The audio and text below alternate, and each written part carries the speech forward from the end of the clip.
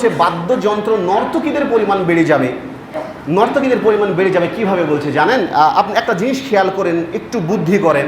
বলছে মানুষ নিজে নিজে নায়িকা হওয়ার চেষ্টা করবেন। নর্তকী মানে নায়িকা কিভাবে? বর্তমান যুগে দেখবেন যে ফেসবুক, টিকটক লাইকি যে জিনিসগুলো আসে না, আপনি দেখবেন যে বর্তমানে টিকটকগুলো করে নিজে নিজেই। ও ফেসবুকে দেয় না, পুরুষ হোক মহিলা হোক, এ কিন্তু নিজেকে, প্রত্যেকটা ছেলে নিজেকে নায়ক ভাবে, আর প্রত্যেকটা মহিলা কিন্তু নায়িকাই ভাবে। এটা আপনি জানেন? সে যেই চেহারারই হোক, আপনি স্বপ্নে যান আপনি নিজেই নায়ক।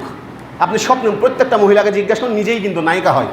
তো বলছে যে এমন যুগ আসবে যে নিজেকে মানুষ, নর্তকীরা যেভাবে সম্মান পায়, নিজেকে নায়িকা হিসেবে গ্রহণ করবে। তখন দেখবেন যে পৃথিবীতে ধ্বংসের দ্বারপ্রান্তে নেমে এসেছে। অথবা নায়িকার কোনো ছবি দিয়ে, গান বাজনা দিয়ে ওই জিনিসগুলো ছাড়বে। তা আপনি একটু খালি কল্পনা করে দেখেন যে লাইকি বলেন, টিকটক বলেন, ফেসবুকে বলেন, এই জিনিসগুলো যখন মানুষ ছাড়ে, এগুলো কিন্তু লেখা থাকে।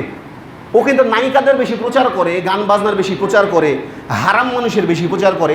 যখন সে মারা যাবে, আল্লাহ রাব্বুল আলামিন এর কারণে কিন্তু আপনাকে জাহান্নামে দেবে। কেন বলুন তো?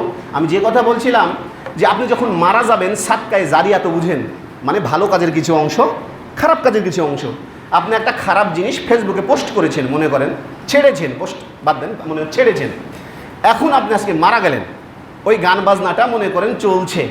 তখন কবরে আপনি যখন থাকবেন, তো এই সাদকায়ে জারিয়ার কিছু অংশ ভাগ এসে সুন্দরভাবে আপনার কাছে আসবে। তো শাস্তির পরিমাণটা আরও বাড়তে থাকবে। আর ভালো কিছু মনে করেন পোস্ট করেছেন, আপনি বুঝেন ধর্ম সম্পর্কে, আনশান পোস্ট করিয়েন না। অনেকে আছে কিছু না জেনে শুধু পোস্ট করে, আনশান নয়, মানে দেখলো আবেগী মুসলিম হয়ে পোস্ট করে দিল। কেউ কেউ কী লেখে জানেন? যে যদি আল্লাহকে ভালোবাসুন তো আল্লাহ লিখুন, রাসুলকে ভালোবাসলে রাসুল লিখুন, এই কোরআনকে কে শেয়ার করতে পারে? অথচ তারা আপনার বায়োডাটা দেখেন, ও বিসমিল্লাহ বলে নামাজ কালামও পড়ে।